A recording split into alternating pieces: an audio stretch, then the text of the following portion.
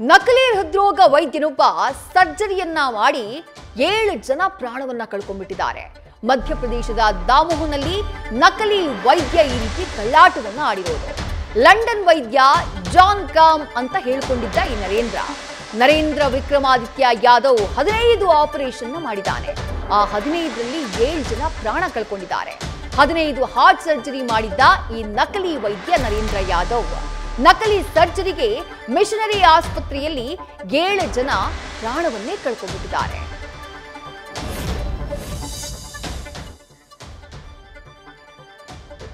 ಜನವರಿಯಲ್ಲಿ ಮಿಷನರಿ ಆಸ್ಪತ್ರೆಗೆ ಈ ನಕಲಿ ಹೃದ್ರೋಗ ವೈದ್ಯ ನರೇಂದ್ರ ಯಾದವ್ ಎಂಟ್ರಿಯನ್ನ ಕೊಟ್ಟಿದ್ದ. ನಾನು ಲಂಡನ್ ವೈದ್ಯ ಜಾನ್ ಕಾಮ್ ಅಂತ ಹೇಳ್ಕೊಂಡಿದ್ದ ಈ ನರೇಂದ್ರ ಲಂಡನ್ ನಲ್ಲಿ ನಾನು ತರಬೇತಿ ಪಡೆದಿದ್ದೀನಿ ಅಂತ ಹೇಳಿ ಸುಳ್ಳು ಹೇಳಿದ್ದ. ಇಂಗ್ಲೆಂಡ್ನ ಖ್ಯಾತ ಹೃದ್ರೋಗ ವೈದ್ಯ ಜಾನ್ ಕಾಮ್ ಹೆಸರನ್ನ ಹೇಳ್ಕೊಂಡಿದ್ದ. ವೈದ್ಯ ಅಂತ ಹೇಳ್ಕೊಂಡೇ ಒಟ್ಟು 15 ಹಾರ್ಟ್ ಸರ್ಜರಿ ಕೂಡ ಮಾಡಿದ್ದ.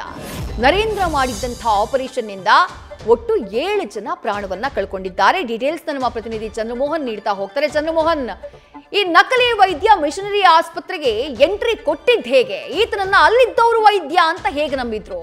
ಈತನಿಂದ 7 ಜನ ಪ್ರಾಣವನ್ನ ಕಳ್ಕೊಂಡಿದ್ದಾರೆ. ಸದ್ಯ ಈತನ ವಿರುದ್ಧ ಏನ್ ಕ್ರಮ ಆಗಿದೆ ಚಂದ್ರಮೋಹನ್? ಅದು ವಿದ್ಯಾ, ಮುಖ್ಯವಾಗಿ ನರೇಂದ್ರ ವಿಕ್ರಮಾದಿತ್ಯ ಯಾದವ್ ಎಂಬಾತ ಒಬ್ಬ ನಕಲಿ ವೈದ್ಯ. ತಾನು ಲಂಡನ್ ನಲ್ಲಿ ಓದಿದ್ದೇನೆ, ಲಂಡನ್ ನಲ್ಲಿ MBBS ಪದವಿಯನ್ನು ಪಡೆದಿದ್ದೇನೆ.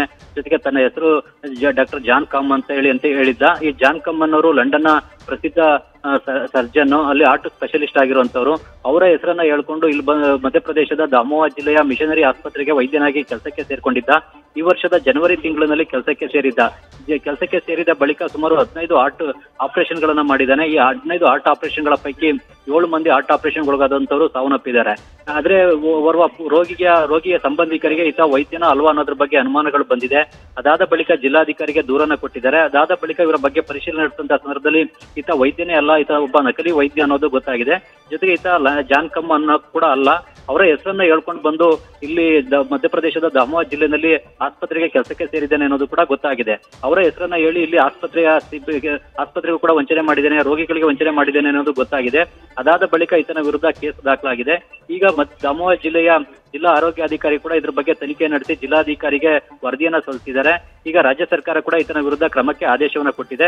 ಮತ್ತೊಂದು ಕಡೆಯಲ್ಲಿ ರಾಷ್ಟ್ರೀಯ ಮಾನವ ಹಕ್ಕುಗಳ ಆಯೋಗ ಕೂಡ ಈತನ ವಿರುದ್ಧ ದೂರು ಸಲ್ಲಿಕೆಯಾಗಿದೆ.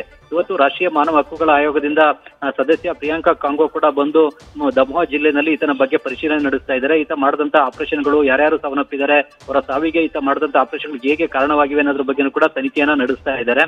ಈತ ಈ ಹಿಂದೆ ತೆಲಂಗಾಣ ರಾಜ್ಯದಲ್ಲೂ ಕೂಡ ಇದೇ ರೀತಿಯಾಗಿ ವಂಚನೆಯನ್ನ ಮಾಡಿರ್ತಕ್ಕಂಥದ್ದು ಬೆಳಕಿಗೆ ಬಂದಿದೆ. ಅಲ್ಲೂ ಕೂಡ ಈತನ ವಿರುದ್ಧ ಕೇಸ್ ದಾಖಲಾಗಿತ್ತು.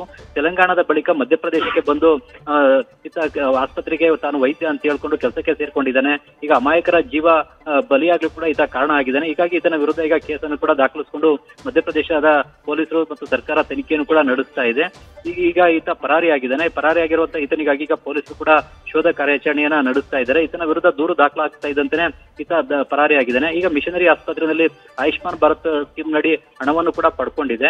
ಹೀಗಾಗಿ ಈತ ಎಲ್ಲೆಲ್ಲಿ ಯಾವ್ಯಾವ ರೀತಿಯಾಗಿ ವಂಚನೆಯನ್ನ ಮಾಡಿದ್ದಾನೆ ಮತ್ತು ಬೇರೆ ಕಡೆನೂ ಕೂಡ ಇದೇ ರೀತಿ ಆಸ್ಪತ್ರೆಗಳಿಗೆ ಹೋಗಿ ಆಪರೇಷನ್ ಮಾಡಿ ರೋಗಿಗಳ ಸಾವಿಗೆ ಕಾರಣ ಆಗಿದ್ದಾನ ಹೇಗೆ ಅನ್ನೋದ್ರ ಬಗ್ಗೆ ಹೆಚ್ಚಿನ ತನಿಖೆಯನ್ನು ಕೂಡ ನಡೆಸಲಾಗ್ತಾ ಇದೆ. ಲಂಡನ್ನ ಪ್ರಸಿದ್ಧ ವೈದ್ಯರ ಹೆಸರನ್ನ ಹೇಳ್ಕೊಂಡು ಬಂದು ಈಗ ಮಧ್ಯಪ್ರದೇಶದ ದಾಮೋಹ ಜಿಲ್ಲೆನಲ್ಲಿ ಈಗ ಆಪರೇಷನ್ ಗಳನ್ನ ಮಾಡ್ಲಿಕ್ಕೆ ಹೋಗಿ ರೋಗಿಗಳ ಪ್ರಾಣವನ್ನೇ ಬಲಿ ಪಡೆದಿದ್ದಾನೆ. ವಿದ್ಯಾ, ಥ್ಯಾಂಕ್ ಯು ಚಂದ್ರಮೋಹನ್ ತಮ್ಮೆಲ್ಲ ಡೀಟೇಲ್ಸ್ಗೆ. ನ್ಯೂಸ್ ಫಸ್ಟ್ ನಿರ್ಭೀತಿಯಿಂದ ನಿಮ್ಮ ಪರವಾಗಿ.